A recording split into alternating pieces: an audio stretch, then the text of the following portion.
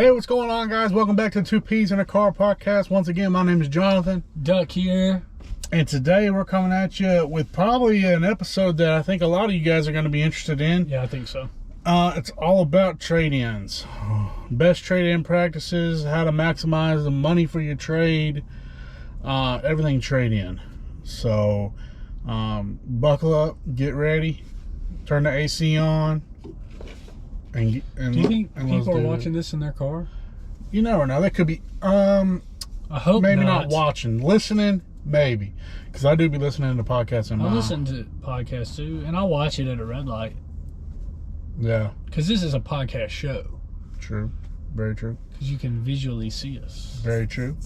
Donald, how about you start off with probably the number one thing that... My number one thing? I know what you're going to say, and I want to start off with that because people just don't get it, and they don't realize what it's doing to their value of their trade. Okay, so do not hot box in your car if you know you're about to go trade it. Try not to smoke in it, period. And it gets into your clothes, everything. All of this. Right. It soaks in. So, like, if you do smoke in your car, even cigarette smoke too, like, man, if you're not vaping by now, bad too. If you're not vaping by now, I don't know, like, what you're doing. Well, I heard vaping is worse for you, but god dang it, it smells good. It's not, it doesn't soak, like, it doesn't soak into your car and all that stuff. Now, you got to clean your windshields from the vape smoke, but as long as you have your window down, you're fine. But if you're smoking anything in your car, and you know, hey, I'm going to be going to the dealership to trade soon, man, get some of that spray, soak it in, get that you can rent a ozone machine. Yep, that's what I was going to suggest. Get an ozone machine and run it in your car overnight for 24 hours and don't, because man, we'll have people pull up here like, hey, I want to trade my car, and I'll open the door to scan it in, and it just hits, like, I get contact high. Oh yeah, because they just hotboxed in it over at the park or something. It's ridiculous. So don't do that. Have your car smell good when you show up, because it goes a long way. If you even think about wanting a new car, just go ahead and not smoke. Get the ozone machine. Go to a detail shop. Pay the money to get them to do it right. Yep. It will save you dollars when you turn it in. The next thing I want to bring up is, you guys may not think this, but if you need like a repair or you need tires, something like that, me personally, I would say don't do it. Oh, that's the opposite of what I thought you were going to say. Yeah. I mean, I think it depends on it. Well, if they spend $1,000 on tires, that doesn't mean they're going to get $1,000 more on the trade-in. If you're getting rid of the car, just realize, hey, I'm going to get hit. I'm going to get hit negatively on the tires, or I'm going to get hit negatively on that scratch, or whatever. Just come into this knowing you're going to get hit on it, and then it won't hurt as bad. And it won't hurt as bad, but also, like, you're not out $1,000. Yeah, that's true. A car you're getting rid of. Yeah, that's true. But I will say, like, I don't know, if you know a guy that has discount tires and they're cheap, by all means, if you know a guy, slap it on. Same with the windshield. Like, in my opinion, if you have a buddy that's like, oh yeah, I can do it for this much for you, here's like a aftermarket windshield, or now your tires need to match. Yeah, because tires need to match. You'll get hit if they don't match. So don't think, oh, I'll throw these on the front, these on the back. They're different. They need to match, because that is something I see them get hit for. Because we got to make them match. Right. Yeah, if you can get like a $250 windshield or something, I think that's worth it. Anything less than like $350, replace it, because you'll get a little bit more. Get a little bit more. Lights on your dash. Oh God. So, like, at least it's not Christmas. Yes. I get it if it's something that is minute, but I feel like if you have lights on your dash, go get it scanned for the code. Get them to print off what it is and come with that. Yeah. Because then they're not like, oh, the check engine light's on. It could be XYZ, you know, have that. No, here's what it is. I went and got it done the other day. It's an evap leak. You can get it done at AutoZone for free. Free at Auto? Do they print them off at AutoZone? I think they do print them off at AutoZone. To what it is? Mm-hmm. Do that. Be prepared, because they're going to find it out anyways. You're not going to trick a used car manager. Oh, yeah. They're going to see everything. Been doing it for a long time. Yeah. And when they have a light on and they can't get it scanned by the service department, they have to be proactive and prepare for the worst case scenario. So that is what you're going to get docs for, the worst case scenario on how to fix it. Yep. So be prepared. Yes. Blind King. 2 more things I want to bring up. One of them's very small. I wouldn't say clean your car. Clean your car. I'm going to say clean your car. Straighten it up. Get the trash out. Make it look presentable, because looks go a long way. It does. And it's kind of like, it goes back to, you can only make a first impression once. That's right. And when you get your car appraised, you're making a first impression, believe it or not. Because if it looks nice, you took care of your car. You took care of your car, so that means the person appraising it I'm gonna say may not look as hard. But if you come in with an old jalopy of a car with Burger King from a week ago, yeah, with just stuff all in it, they're gonna be like, man, this person don't care much about the car. I wonder what they're hiding. Yeah. Or what else? Like, do they do their regular maintenance? Probably not. Exactly.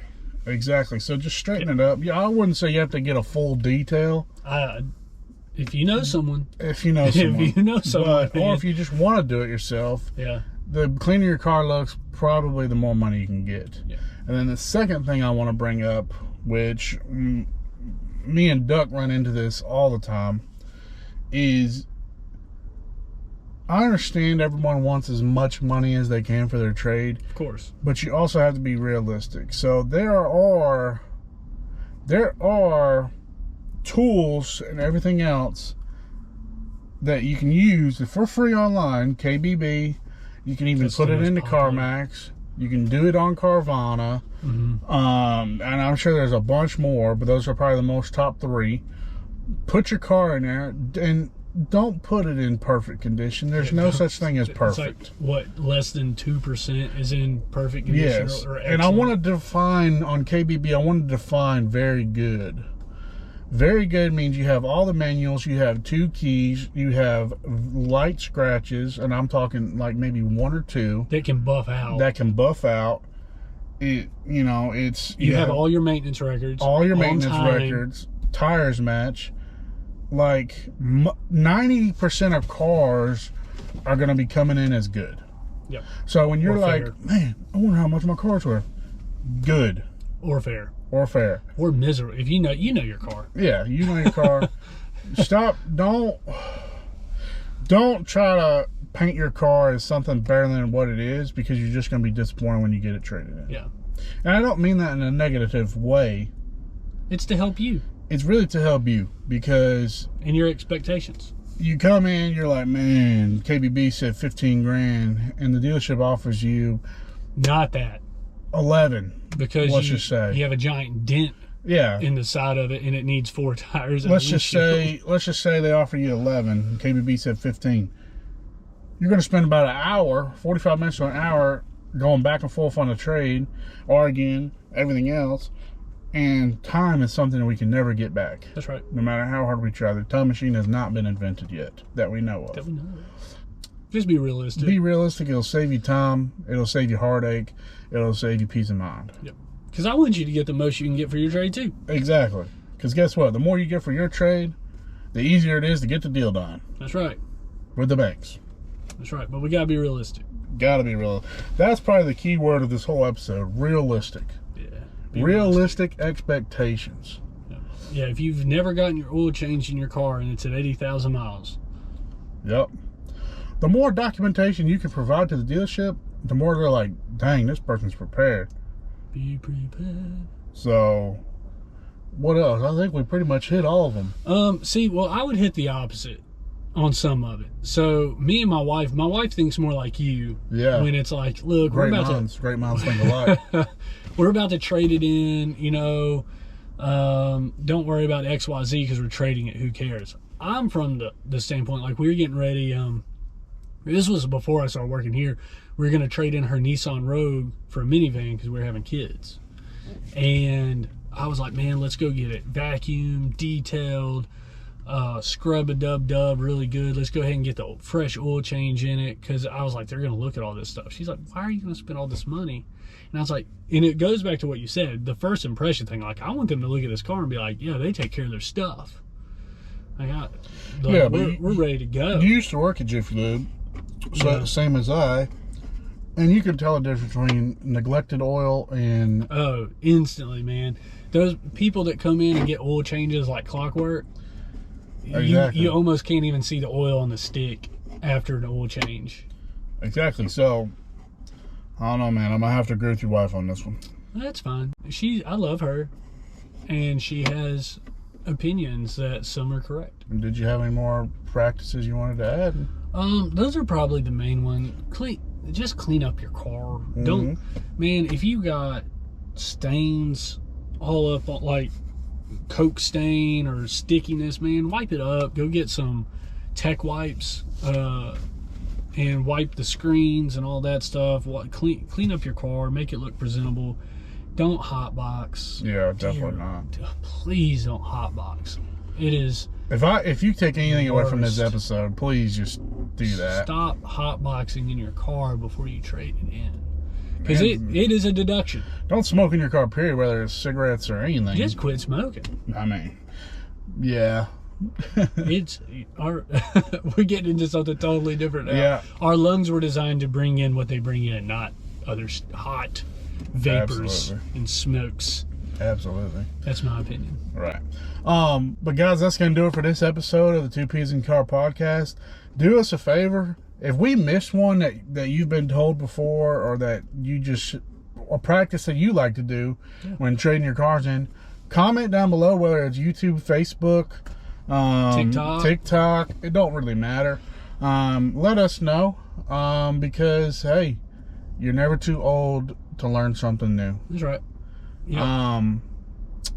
But yeah, appreciate you guys tuning in. Thank you so much. And like, subscribe, comment, follow, share, do it all. Show us some love. Who knows? Me and Duck might be able to quit selling cars and just do a podcast for a living. Every day. That'd be awesome. That'd be fun. That'd be so awesome. But y'all have a blessed day. Take it easy. Take care. Brush your hair. And we'll see you later. Peace.